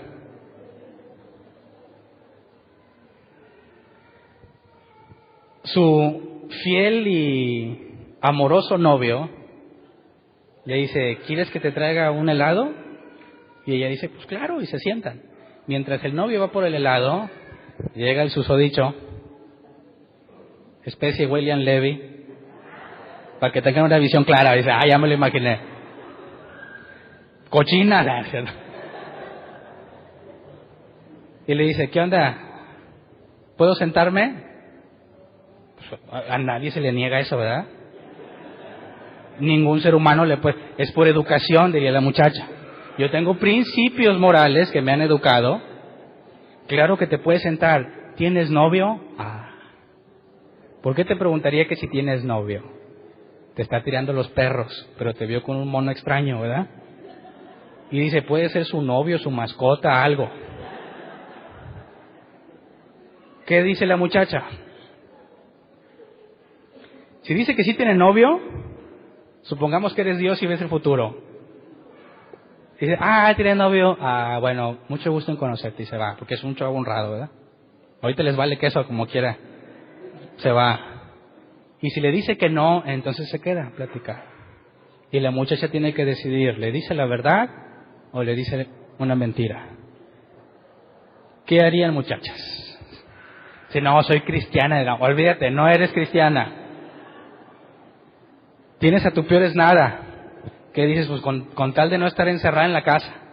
De pedido este tiene algo de dinero y aunque no son los mejores lugares, pero me saca. Aunque yo sé que las mujeres no son así, ¿verdad? Le dices que sí, tienes novio, le dices que no, ¿y en qué basas tu respuesta? Si tú nada más le das una respuesta meramente moral, en el sentido, pues yo no voy a mentir, porque según ustedes son incapaces, o sea, son moralmente capaces de decidirlo, ¿verdad? Entonces ese es el mono, es el que yo he soñado. Y si eres cristiana dices, ¿qué tal si Dios en su soberanía acomodó todo esto? Incluso yo tenía que hacerme novia de este pobre que anda allá para poder conocerlo a este. Y tú pones en orden ya todo y dices, sí, se me hace que este es Dios.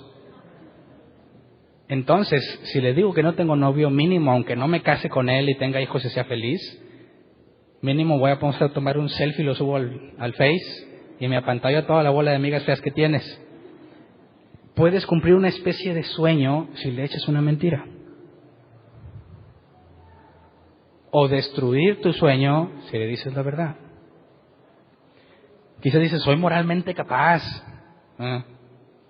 Y si te dicen, eres cristiano, con la pistola en la cara, como sucedió en Estados Unidos. Después de que le dijo al primero, ¿eres cristiano? Dijo, sí. ¡Pah! Segundo, ¿eres cristiano? Y eres tú. Y eres cristiano. ¿Qué le contestas? Que sí o que no. ¿En qué depende la respuesta? Jonathan Edwards dice, la Biblia me muestra que depende de tu motivación. La motivación más fuerte va a ganar. Si tu motivación es salvar la vida, le vas a decir, no soy cristiano, ¿verdad? Si tu motivación más fuerte es servirle a Dios, le vas a decir, sí soy cristiano, y te preparas para el balazo. Pero tu decisión va a ser influenciada por tu motivación. La muchacha con William Levy, ¿qué motivaciones puede tener? ¿Le dudaría? ¿Lo pensaría? ¿Le digo que sí o le digo que no? Es lo mismo. Si ella está con el muchacho porque realmente lo ama y su motivación es hacer una vida con él, le va a decir, no me interesa nada contigo si tengo novio. Pero si su motivación es escalar hasta llegar a la meta, y lograr lo más que pueda, le va a decir, no tengo novio. Así que no depende de ti, sino de lo que te motiva. ¿Cierto? ¿Cierto? Ahora, los hijos de Adán y Eva son moralmente capaces o incapaces de escoger a Dios. ¿Qué dijo Jesús? Esta es la condenación. Los hombres, por sus malas obras, aman más las tinieblas. Romanos 3, no hay bueno ni uno, no hay quien entienda, nadie busca a Dios, nadie hace lo bueno. ¿Qué es lo que nos está diciendo Pablo y la demás Escritura? Hijo de Adán, eres incapaz moralmente hablando, porque tu motivación es tan fuerte que no te puedes resistir. ¿Me explico? En eso consiste, mis malos deseos internos. ¿Por qué los tengo? Eso es lo que Dios modificó para que experimentes la maldad. Todos los descendientes, ¿por qué todos nosotros? Cada especie se reproduce según su género. Entonces, nazco siendo pecador, no has pecado, pero tienes toda esa tendencia. Ves a un bebé recién nacido, él piensa en sus pobres padres que se han desvelado. ¿Le interesa? Dices, bueno, está chiquito, bueno, más grandote, los que están todavía ahí con su mamá y sus papás, ya viejotes, ¿se ponen a pensar en sus padres? ¿Les vale? ¿Por qué? ¿Cuál es su motivación? Estar a gusto, no trabajar, pues ¿para qué voy a batallar? Checa entonces que eres incapaz de elegir lo bueno porque tu motivación, tus malos deseos internos, siempre tienden al mal. Eso es lo que Pablo está diciendo. Ahora, si esa es la naturaleza del hombre, ¿dónde está la soberanía de Dios? Leímos que Dios hace lo que quiere, ¿verdad? Todo lo puede y nada sucede sin que Él lo ordene. ¿Y yo hago lo que quiero? No, haces lo que más te motive, ¿cierto? Ok. ¿Podría ser que Dios sepa, dado tus pensamientos y tus deseos, qué cosas harías aunque no las hagas? En un plano hipotético, leamos Mateo 11:23. Dice, ¿y tú, Capernaúm, acaso serás levantada hasta el cielo? No, sino que descenderás hasta el abismo. Si los milagros que se hicieron en ti se hubieran hecho en Sodoma, esta habría permanecido hasta el día de hoy. ¿Qué está diciendo Jesús?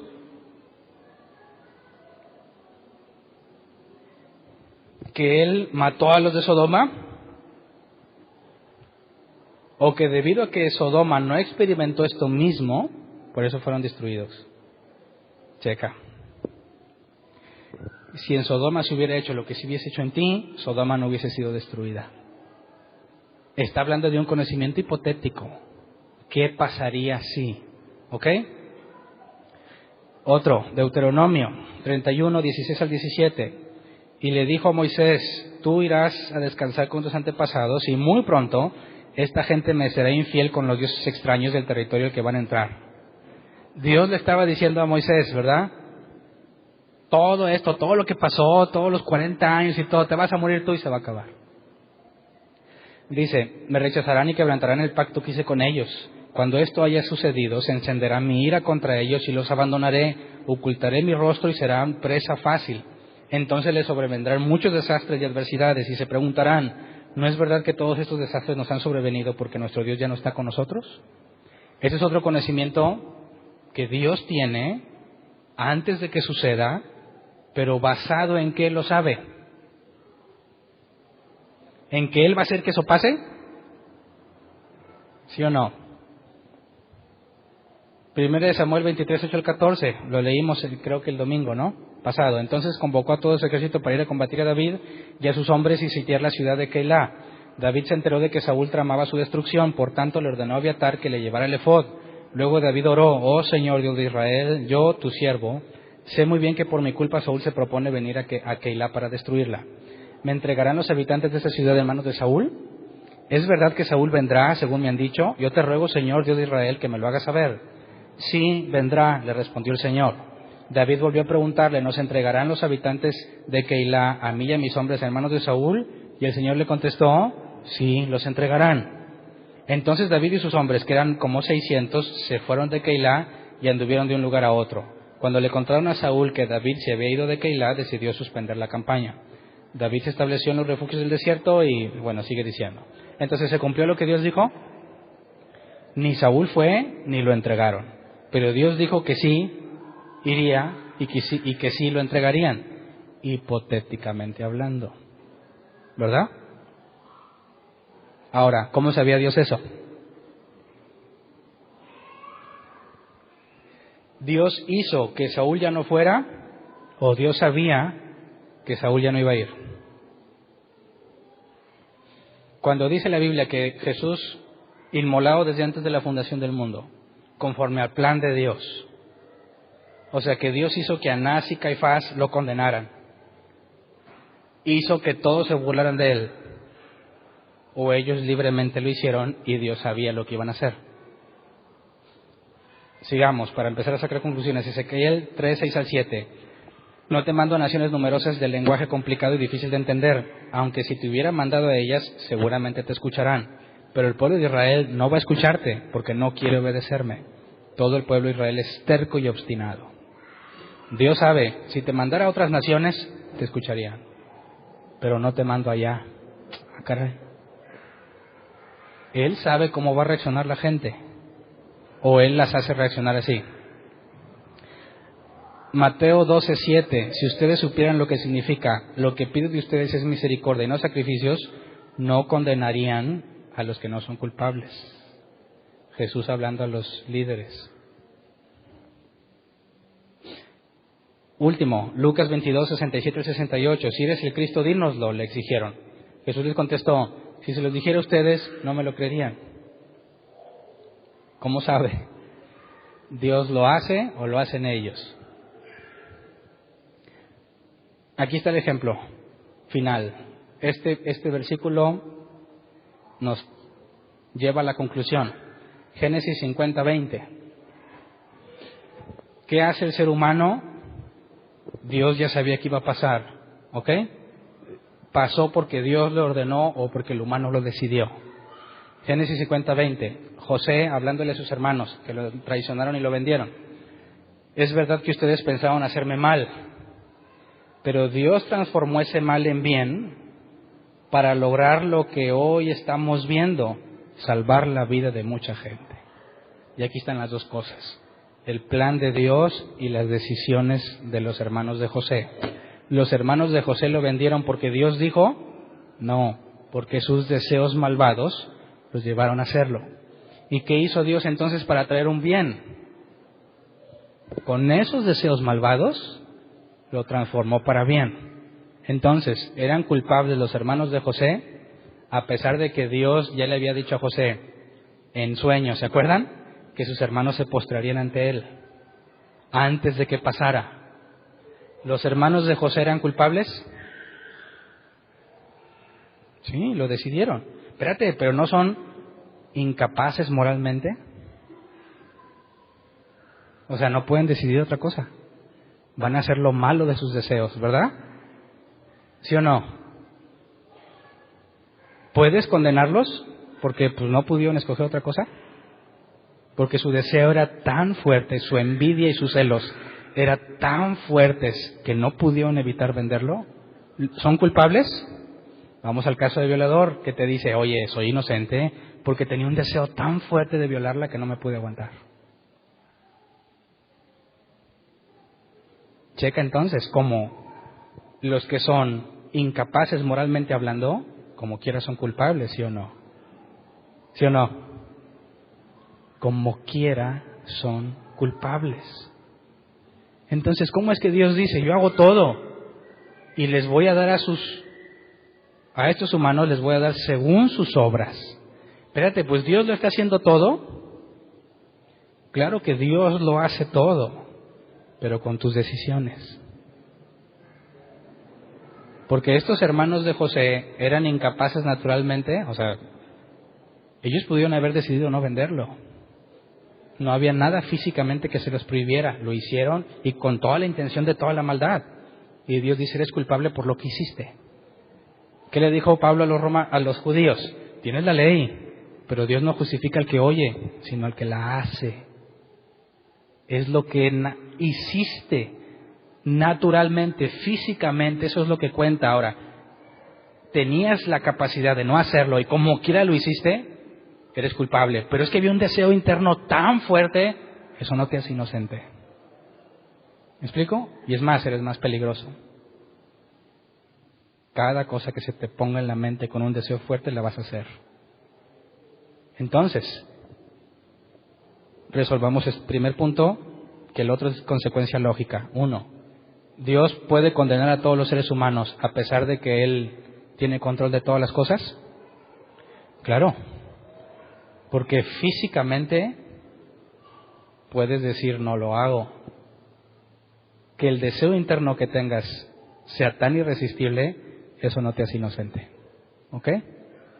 Los que mataron a Jesús lo mataron porque lo odiaban, sin razón. ¿Los hace inocentes? Claro que no. Ahora, ¿hasta dónde decide el hombre entonces? Proverbios 4:11 dice, yo te guío por el camino de la sabiduría, te dirijo por sendas de rectitud. Dios le está hablando a un humano, ¿verdad? Hechos 4:27 y 28. En efecto, en esta ciudad se reunieron Herodes y Poncio Pilato con los gentiles y con el pueblo de Israel contra tu santo siervo Jesús, a quien ungiste, para hacer lo que de antemano tu poder y tu voluntad habían determinado que sucediera. ¿Entiendes las dos cosas funcionando ahí? La voluntad del humano limitada porque sus motivaciones lo llevan, y lo que Dios había dicho que sucedería usando las decisiones que ellos toman. Salmos 81:12, por eso los abandonaré a su obstinada voluntad, para que actúen como mejor les pareciera. Eso es lo que dijo Pablo. Por cuanto no quisieron tener en cuenta a Dios, nos entregó a sus razonamientos pervertidos, a los deseos de sus corazones. Entonces, ¿cómo le haces para que un hombre, hijo de Adán, se acerque a Dios? Salmos 94:11 y 12. El Señor conoce los pensamientos humanos y sabe que son absurdos. Dichoso aquel a quien tú, Señor, corriges, aquel a quien instruyes en tu ley. Entonces, la fuerza irresistible y la piedra inmovible. ¿Es Dios irresistible? Sí. ¿Es el humano inmovible? No. Ese argumento es falso al tratar de aplicar a las Escrituras. Tú haces lo que más te motiva a hacer. Aplícalo en todas las áreas de tu vida y te vas a dar cuenta que haces lo que más te motiva. Si viniste forzado aquí el día de hoy, no te forzaron físicamente hablando, ¿verdad que no? Te amenazaron que te vas a ir a dormir con el perro si tú quieres. Y como tu motivación no es convivir con el perro, vienes aquí, pero no te obligaron, lo decidiste, según tu motivación más fuerte. Entonces, lo que nos dice Pablo, ¿qué ser humano se puede salvar? ¿Cuál? Y si yo te digo, ¿quieres recibir a Jesús como tu Señor y Salvador? Y te digo, sí quiero. ¿Eres cristiano? ¿Sí o no? No es por lo que oyes, no es por lo que dices, por lo que haces. Entonces, ¿quién se va a salvar si todos seguimos pecando? Nadie se puede salvar porque así lo decida. Cuando Jesús dijo, es más fácil que un camello pase por el ojo de una aguja que un rico al reino de los cielos, ¿qué le dijeron? Entonces, ¿quién podrá salvarse? Es imposible para los hombres, posible para Dios. Fíjate cómo Pablo pone la primer base, es imposible que te salves, es imposible, jamás lo elegirías. Tus deseos son tan fuertes que haces lo que te gusta, y hacer lo que Dios quiere es opuesto a lo que tú quieres, ¿verdad? Y cuando dice el salmista, deleítate a sí mismo en el Señor y te concederá las peticiones de su corazón, dice, uy, qué chido era la iglesia y me deleito. ¿No está hablando de eso? ¿Qué ser humano se va a deleitar en siempre estar llevándola mal por las cosas que haces mal? Te dijo tu mujer, te quiero aquí a las 10 de la noche y llegas a las 10:20. Como buen cristiano que eres, no se te ponchó la llanta, no hubo un accidente, no se te apareció un ángel, simplemente dijiste, hombre, sí llegó. ¿Te deleitas en la ley de Dios? ¿Qué le vas a decir a tu mujer cuando llegues? Eso es un caso muy simple, ¿verdad? Y ni siquiera ahí lo hacemos. ¿Sabes qué? Sí, la verdad es que me valió. Porque esa es la verdad, ¿no? Pero te he dicho muchas veces, ¿cuál es la verdad? No me importó. ¿Le dirías eso? ¿Cuál es tu motivación más fuerte? Si ni eso podemos hacer, ¿podrías hacer todo lo que Dios te pide cuando es totalmente contrario a lo que tú deseas? Imposible. Nadie es justo. Nadie tiene acceso a la salvación. Nadie puede decidir un día, hoy me acerco a Dios. Es antibíblico. Es una herejía. Entonces, ¿cómo te salvas? ¿Cómo es que Dios lo hace posible? Es por eso que Pablo empieza a hablar de la fe. Entonces, cuando tú quieres explicar el Evangelio a alguien, ¿por dónde deberías empezar? Tú quieres ofrecer la cura contra el cáncer. ¿Se acuerdan de ese ejemplo? Tú sabes que la persona tiene cáncer, la persona no sabe. Su doctor no se lo ha dicho, pero tú sabes. ¿Y sabes qué? Tú tienes la posibilidad de encontrar una cura que alguien desarrolló. A esa persona le costó toda su vida encontrar la cura. Te dice, Hernán, repártelo entre todos los que tienen cáncer para que sean libres. Tú agarras una y le dices, oye, te traigo una cura contra el cáncer, pero él no sabe que tiene cáncer. ¿Qué te va a decir? No, gracias, no la necesito. Si la necesitas, créeme, ¿no? ¿Tienes cáncer? No tengo. Mira, estoy bien. No estoy enfermo. Es que alguien murió por ti. Dio todo lo que tenía por esta cura para que tú te salves. ¿Qué te va a decir? Gracias, pero no gracias. ¿No es lo que los cristianos dicen cuando dicen, Cristo te ama y te quiere dar una vida mejor? Y me dices, ¿por qué me ama? Y yo vivo bien. No, pero puedes vivir mejor. Así estoy a gusto. Es que Él dio su vida por ti. Yo no se lo pedí. Deja el pecado. Yo no soy mala persona. ¿Entiendes cuán ilógico es el Evangelio? ¿Qué es lo primero que tenías que hacerle ver antes de que agarre la cura y esté agradecido y viva una vida completamente diferente que tiene que entender? Así que antes de decirle la cura, ¿sabes qué? Te muestro estos exámenes médicos. Ah, pero yo no sé qué dice. ¿Qué dice? Que tienes cáncer. No, sí, ¿cómo no? Ve y pregúntale al doctor. De ahí vengo. ¿Y sabes qué? Que dice que no hay salida. No le estoy metiendo miedo, Me dice, te vas al infierno. No. Esta es tu situación, tu condición. ¿Y sabes qué? No hay cura. Hijos. Ya que él se dé cuenta, ¿sabes qué? Sí es cierto. Con razón me pasaba esto y me pasaba el otro. Y por más que yo quería no podía. Y ¿cómo le hago? Alguien dio todo para que tú tengas la cura. ¿Qué te va a decir? ¿Sería una respuesta distinta? Totalmente distinta. ¿Por qué crees que estoy tan en contra de predicar el amor de Cristo? Eso no es lo que predicó Pedro, ni Pablo, ni Jesús. El primer paso para comprender el Evangelio es entender quién eres y cómo eres. Vamos a ponernos de pie. Continuaremos con lo de las soluciones que empieza a dar Pablo más adelante.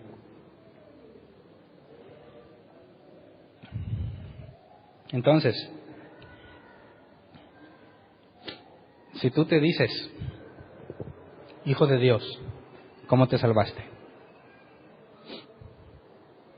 ¿Depende de ti o no? ¿Dependió de ti? Sí, como no, yo hice una oración de fe. Jamás hubieras hecho esa oración, según lo que dice la Biblia. Y es más, el hecho de que la hayas hecho no significa que ya eres salvo. Muchos han hecho la oración y siguen haciendo mugrero y medio. ¿En qué consiste? Es imposible para ti, ¿verdad? Y más importante, si no depende de ti, tú no la puedes adquirir. ¿La puedes perder?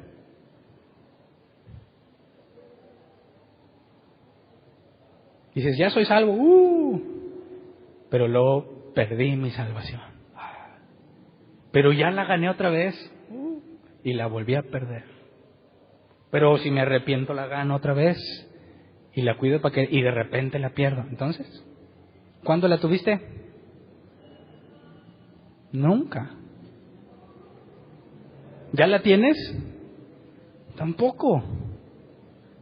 ¿Cómo puedes perder algo que todavía no tienes? ¿Y cómo puedes perder algo que no depende de ti? ¿Depende de ti la salvación?